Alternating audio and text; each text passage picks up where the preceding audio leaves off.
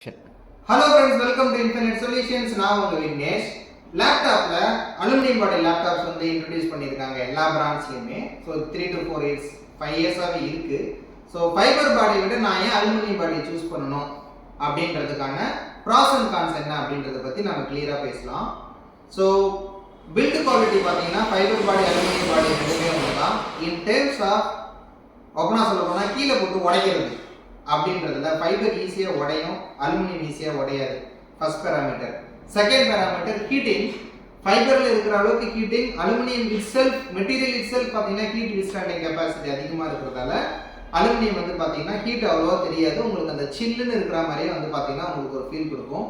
Third வந்து laptop வந்து வெர்டிகலாக drop ஆகுதுன்னு பார்த்தீங்கன்னா உங்களுக்கு கார்னர் டென்ட் தான் விழும் அலுமினியத்தில். வேறஸ் நீங்கள் ஃபைபரில் போனீங்கன்னா ஃபைபர் வந்து நிச்சயமாக வந்து பார்த்தீங்கன்னா பிரேக் ஆகிடும். ஸோ யாரெல்லாம் உடச்சிருவீங்களோ அவங்களாம் அலுமினியம் தான் வாங்கிக்கோங்க. Thank you friends.